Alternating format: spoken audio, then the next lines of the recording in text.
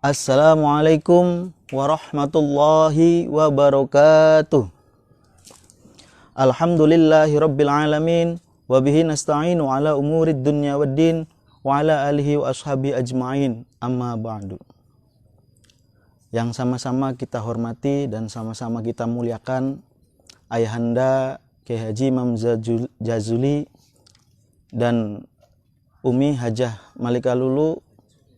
Semoga kita doakan bersama selalu dalam lindungan Allah Subhanahu wa taala dan diberikan kesehatan zahiran wa batinan fid dunya wal akhirah. Amin ya rabbal alamin. Yang saya hormati para asatid dan para pembimbing, tidak lupa yang saya banggakan dan yang saya cintai, santriwan-santriwanti yang sedang berada di kediamannya masing-masing, yang selalu di hati dan akan abadi. Para pemirsa yang berbahagia, kali ini saya akan menjelaskan tentang Kitab Ahkami Toharoh atau bab Toharoh. Toharoh menurut bahasa lughatan atau menurut etimologi adalah an-nadhofah, artinya bersih atau suci. Seperti yang familiar di telinga kita, an-nadhofah itu an-nadhofatu minal iman, kebersihan sebagian daripada iman. Nah, berarti toharo itu maksudnya adalah bersih atau suci. Wasyar'an, sedangkan menurut syara, menurut terminologi, toharoh adalah fi'lu ma tustabahu bihi sholat, mengerjakan sesuatu yang dengan pekerjaan itu diperbolehkan untuk sholat. Jadi di dalam sholat itu kita tidak bisa ujuk-ujuk langsung melaksanakan sholat.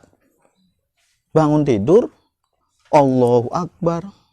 Nah, itu nggak boleh karena ada yang tertinggal. Apa itu? Yaitu wudhu. Karena di antara syarat sah melaksanakan sholat harus wudhu dulu. Nah, maksudnya toharo itu di situ.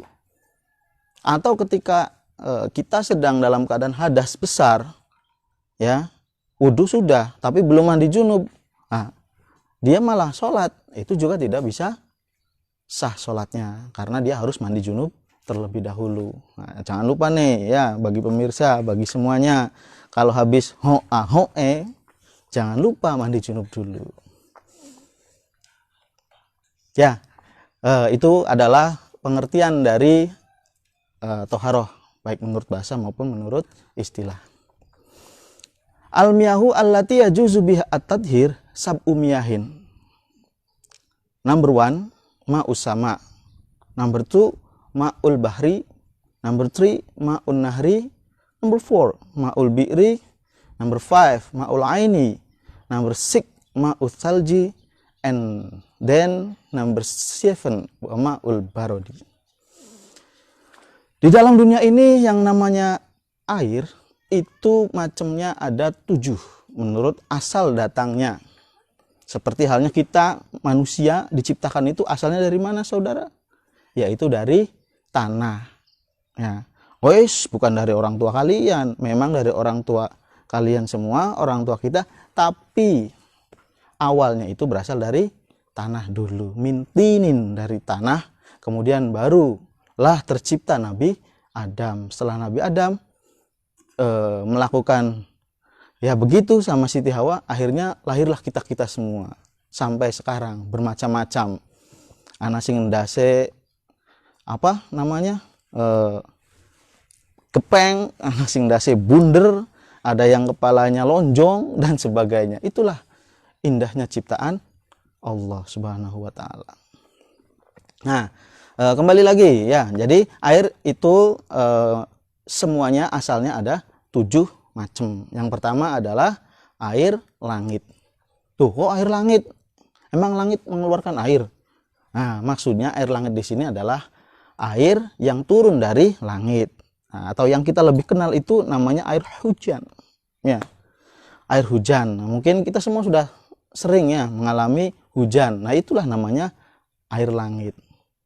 Ya, jadi apalagi kalau seandainya santri ya biasanya, atau anak-anak kecil, kalau hujan itu bukannya malah takut nanti masuk angin, malah hujanan. Ada juga yang dengan air hujan itu wudhu. Nah itu nggak masalah karena airnya suci dan mensucikan.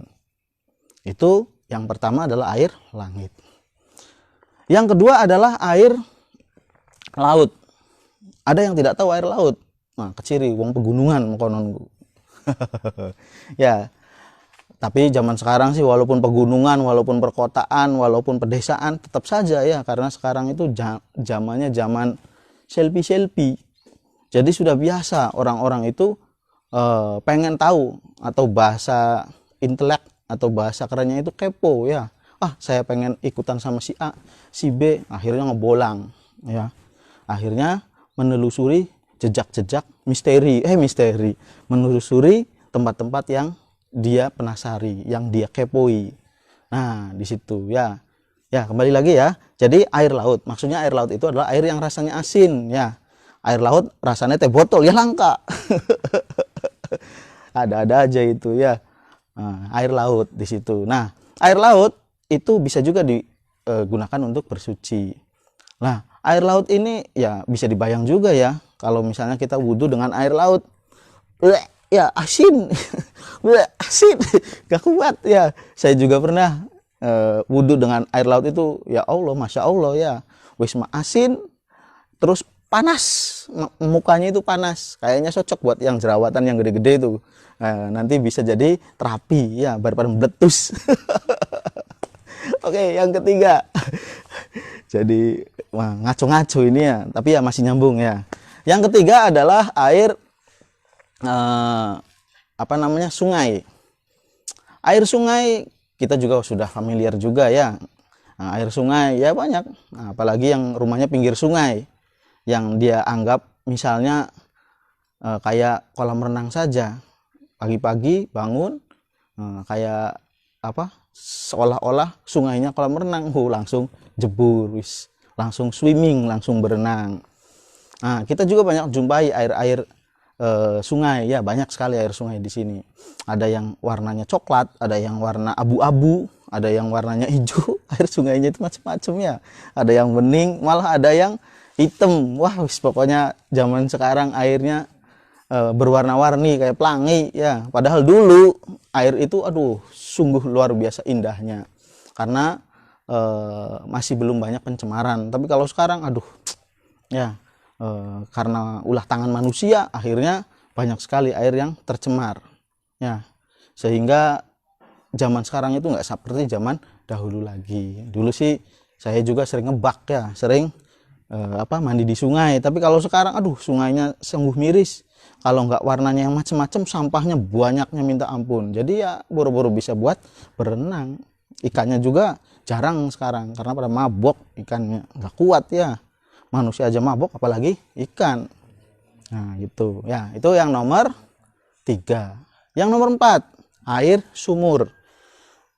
Air sumur juga udah pada tahu lah, hampir di setiap rumah itu ada sumurnya ya, baik sumur yang dikeduk karo pacul, atau dikodek karo beko ya beli ratang kone, atau sumur yang dibor ya. Ada yang 5 meter, ada yang 10 meter, ada yang 15 meter ya, ada yang sampai 50 meter langkah banyu-banyu. Waduh ya, itu. Nah, itu air sumur ya. Air sumur itu bisa juga digunakan untuk bersuci. Ya, udah paham ya air sumur ya? Masa nggak paham, kayak nggak ada sumurnya aja di rumahnya.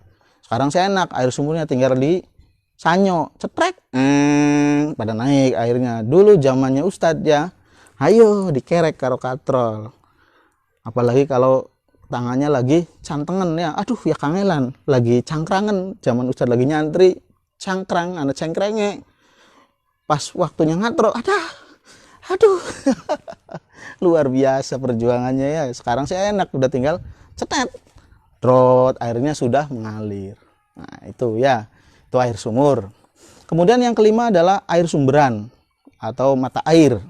Nah ini di daerah sini, terutama di bagian kidul ya, Pasawahan ke sana, Duku Puntang, ini banyak sekali air sumberannya.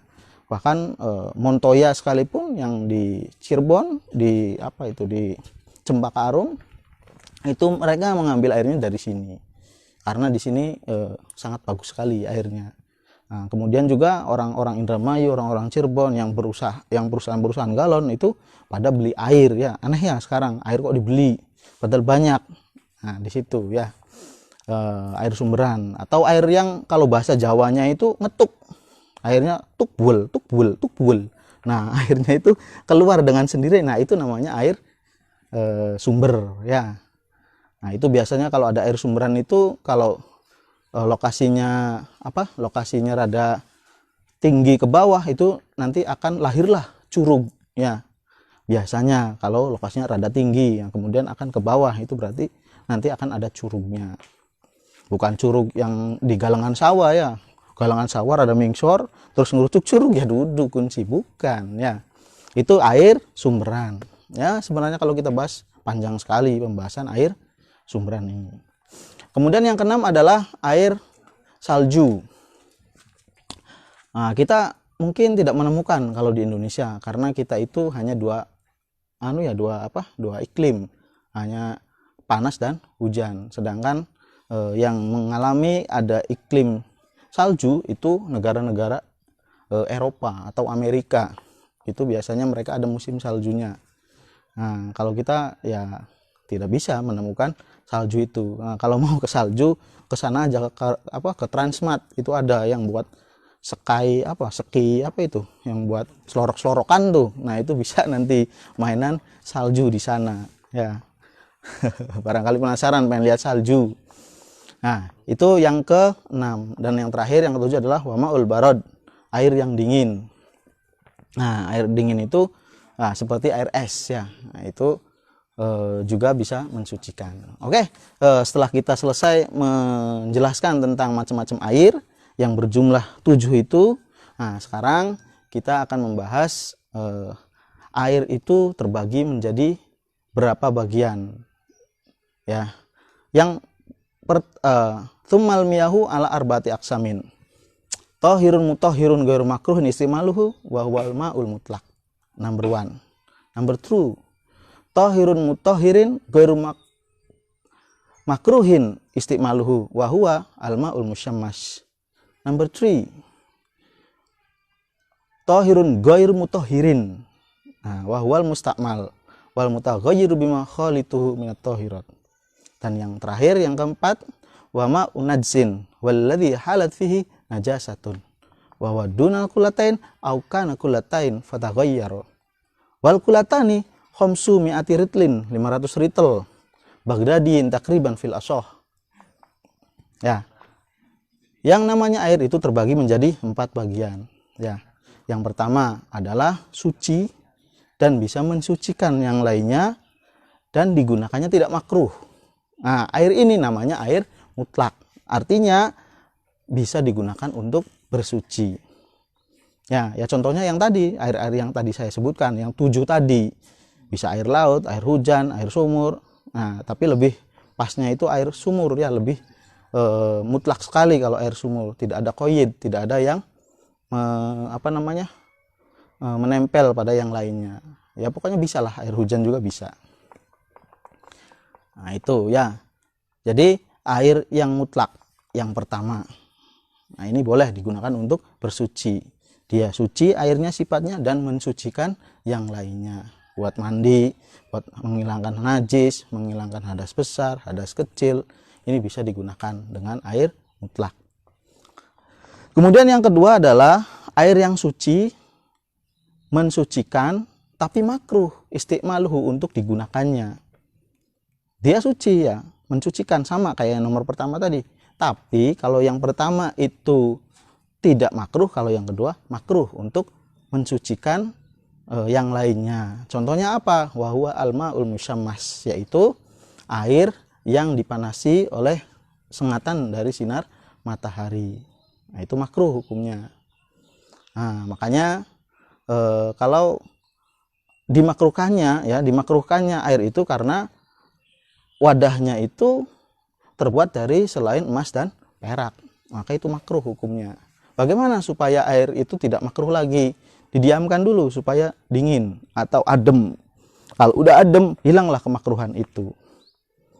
Nah, itu caranya ya, supaya tidak makruh lagi. Jadi, yang tadinya panas, karena adanya sengatan matahari, maka didiamkan dulu supaya adem. Kalau sudah adem, maka itu hukumnya menjadi tidak makruh lagi, alias bisa untuk bersuci.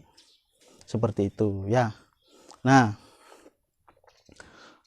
yang ketiga. Sudah jelas ya untuk pembahasan yang kedua ya, tadi ya. Suci, mensucikan, tapi makruh untuk digunakan. Caranya supaya tidak makruh, airnya didiamkan dulu supaya adem ya. Nah, makruhnya kalau untuk ini ya, kalau untuk mencucikan badan. Tapi kalau untuk mencuci pakaian nggak masalah, nggak makruh. Nah, jadi maksudnya mencucikan badan itu seperti wudhu atau mandi, itu makruh. Tapi kalau sudah tidak, maka tidak juga ya, di situ. Kemudian yang ketiga, air yang suci tetapi dia tidak bisa mensucikan. Airnya suci nih. Kalau yang awal kan suci mensucikan, digunakan, apa tidak makruh. Suci mensucikan, makruh. Nah, yang ketiga suci tapi tidak mensucikan yang lainnya. Apa itu? Yaitu al-ma'ul mustakmal.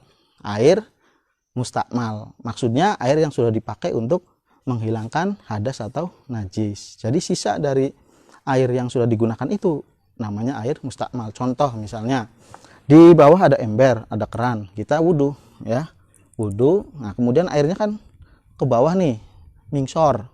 Nah, itulah yang namanya air mustakmal. Jadi sisa dari air yang kita gunakan untuk wudhu, itu yang di bawah itu nggak bisa kita gunakan lagi untuk berwudhu, karena itu namanya mustakmal. Kecuali mustakmalnya berkulah-kulah atau banyak sekali di bawahnya, maka nggak masalah jadinya. Nah, karena kulatain jadi melebihi 2 kulah dengan sisa itu, maka jadinya tidak masalah, bisa untuk memakai suci. Nah, ini yang harus perhatian nih bagi para santri nih. Biasanya wudhu itu di balong ya, atau di kolah, atau di tempat bak, atau di keran. Ini hati-hati nih, jangan sampai ketika mengambil air, nah kemudian tetesan dari wajah itu ke bawah lagi ke tempat air yang mau kita gunakan untuk mencuci tangan atau yang lainnya. Kenapa? Karena air yang jatuh ke ininya jadinya air mustakmal. Awas ini, harus hati-hati ya. Apalagi wudhunya sambil jongkeng-jongkeng tuh. Otomatis kan airnya kan nanti akan menetes ke bawah, sisaan dari air yang sudah digunakan untuk membasuh muka itu. Nah, namanya maka menjadi mustakmal nanti hukumnya ya. Jadi hati-hati, perlu ya kehati-hatian supaya wudhu yang kita lakukan itu sah ya, itu. Nah, yang kedua, yang pertama tadi ada suci tapi tidak mensucikan. Yang kedua adalah air yang berubah. Ya. Maksudnya apa? Berubahnya itu adalah dari perkara yang suci. Contohnya air ya. Ini dicampuri oleh air mawar misalnya. Walaupun tidak kelihatan warnanya, tapi karena sudah tercampur air mawar, maka dia akan berubah. Maksudnya dia yang tadinya suci mensucikan jadi tidak bisa disucikan lagi. Atau simpelnya itu contohnya kayak air teh. Air suci, teh suci ya. Kholidnya tuh yang mencampuri benda suci, dari benda sucinya itu suci, tapi karena sudah bercampur maka itu sudah tidak bisa lagi dinamakan air mutlak. Artinya dia sudah tidak bisa digunakan untuk bersuci. Nah, atau air kopi misalnya, airnya dicampuri kopi, suci semuanya, tapi dia jadi tidak bisa digunakan untuk bersuci karena ada koid kopi itu. Masa bersuci nggo kopi, ya ireng kabeh ndase ya. Atau bersucinya nganggo teh, wah dikerubungi semut nggone, semutnya pada teka. Ya, itu. Makanya kalau air itu sudah bercampur dengan perkara yang lain atau benda suci yang lain, maka dia sifatnya itu sudah tidak lagi bisa digunakan untuk bersuci. Ya, hati-hati ya, itu. Nah, kemudian yang terakhir adalah air najis atau air yang terkena najis. Jadi air asalnya suci karena kena najis, entah itu tai cecek ya, atau apalagi airnya kena tembelek, ayam lewat, kemudian dia ya kena air, nah itu nanti airnya jadi najis, apalagi cuma 1 ember airnya, maka udah jelas najis ya. Nah, air di sini, air najis ini itu terbagi menjadi 2, ada yang karena kurang dari 2 kula, ada yang karena 2 kula atau lebih. Nah, contohnya air yang kurang dari 2 kula, misalnya kita mau wudhu 1 ember, kemudian tiba-tiba tai cecek, regel atau jatuh, tepluk, nah itu maka airnya akan najis, itu tidak bisa lagi kita gunakan untuk bersuci. Atau airnya pas dilihat, wah ada batang tikusnya, ya berarti airnya najis karena kurang dari 2 kola. Nah itu awas ya, kalau air yang kurang dari 2 kola kemudian kena najis, maka akan najis walaupun tidak berubah ya, walaupun tidak berubah, baik itu rasa, warna maupun rasa, warna, baunya juga, launun, rihun, sama roihun ya. Ya itu ya. Kemudian yang kedua adalah 2 kola, fatah goyaro, kemudian dia berubah. Maksudnya adalah ketika air itu lebih dari 2 kola dan berubah warnanya. Contohnya kayak seperti air comberan tuh, itu kan air lebih dari 2 kola, tapi karena berubah warnanya, yang tadinya bening jadi hitam, yang tadinya biasa baunya jadi mambu bacin, blenak ya, maka itu akan bisa membuat air itu menjadi najis. Nah itu awas ya, jadi najis karena airnya sudah 2 kolah dan ternyata airnya itu berubah, sebab tadi ya, sebab ada perkara najis dan najisnya itu lebih dari berubah warnanya, rasanya maupun baunya. Nah itu jadi airnya menjadi najis ya, paham ya. Nah sekarang kita bahas tentang 2 kula. Apa sih 2 kula itu? Ya, patokannya berapa kira-kiranya? Nah, wal kullatani khamsumi'ati ritlin Baghdadiyin takriban fil asoh. Yang namanya 2 kula ya. 2 kula itu menurut kaul yang soheh ya, itu adalah 500 ritel negeri Baghdad atau Irak ya, di dalam perkiraannya. Berarti 500 ritel atau kati. Kati itu apa sih katiku? Kati-kutiku, bukan ya. Kati itu adalah yang kalau ukurannya sih di Indonesia itu kaleng susu tuh, kati itu namanya. Kaleng susu ya, itu tuh kati ya, 500 kati, 500 cibukan itu. Nah, ada perbedaan pendapat dari ulama ya. Yang pertama adalah Imam Nawawi. Imam Nawawi ini mengatakan kalau 500 liter itu adalah 175 liter, atau kalau kita dibuat bangunan kubus itu ukurannya adalah 55,9 cm. Jadi 55,9, 55,9, 55,9 tiap sisinya tuh. Itu kalau menurut Imam Nawawi. Ada lagi pendapat Imam Rafi'i ya. Itu jumlahnya 176 liter, yaitu 56,1 cm ya. Nah, menurut ulama Irak itu 256 liter, yaitu 63,4 cm per sisinya kalau bangunan kubus tuh. Nah, sedangkan jumhur ulama, mayoritas ulama itu sisi-sisinya itu adalah 60 cm ya. Jadi ke sini 60, sini 60, 60, 60. Nah, makanya untuk pemirsa semua ya, untuk semuanya ketika bikin bak itu jangan ngepres banget ya. Jangan terlalu kecil karena itu bahaya kalau misalnya kita wudhu di bak itu. Makanya lebihkan ya, jangan 60 cm, minimal 1 meter 1 meter lah, supaya airnya itu menampung lebih dari 2 kolah. Ketika ada tai cecek atau tai-tai yang lain yang datang, atau tai dinosaurus misalnya ya, jatuh ke kolah itu, maka hukumnya tidak najis karena ada airnya melebihi dari 2 kolah ya. Nah, yang terakhir, nah ini tidak disebutkan dalam kitab Matan Takrib ya. Kiai Musonib mengatakan yang terakhir adalah air yang suci tapi haram. Ada ya air suci tapi haram, yaitu seperti orang yang wudhu dengan air yang dapat gosok ya, airnya gosok kemudian dia wudhu, suci airnya ya, mensucikan, tapi haram hukumnya, nggak boleh dilakukan. Nah, atau airnya itu yang dibuat air minum. Air buat minum digunakan untuk wudhu, itu juga haram. Ya, awas ya, jangan sampai terjadi seperti itu. Makanya hindarilah gosok-gosobannya.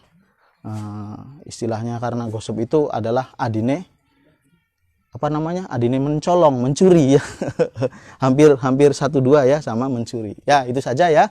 Jadi kesimpulannya untuk pagi kali ini ya, bahwasanya air itu ada jumlahnya ada 7. Yang pertama adalah air langit atau air hujan, 2 air laut, 3 air sungai, 4 air sumur, 5 air sumberan, 6 air salju, dan 7 air es. Kemudian sifat air itu ada 4 ya, ada 4 macam. Yang pertama, suci mensucikan, tidak makruh menggunakannya, yaitu air mutlak. Yang kedua, suci mensucikan tapi makruh menggunakannya, yaitu air yang dipanasi, maul musammas. Yang ketiga adalah tohirun ghairu mutahhirin, air yang suci tapi tidak bisa mensucikan, yaitu air mustakmal dan air yang berubah dari sifat aslinya. Yang terakhir adalah air najis, yaitu air yang terkena najis, baik itu 2 kulah ataupun kurang 2 kulah maupun lebih dari 2 kulah. Ya, itu saja yang bisa sampaikan. Semoga kita semua mendapatkan pengetahuan yang lebih luas lagi. Mohon maaf apabila ada kekurangan. Wabillahi taufiq wal hidayah minkum. Ihdinas siratal mustaqim. Wassalamualaikum warahmatullahi wabarakatuh.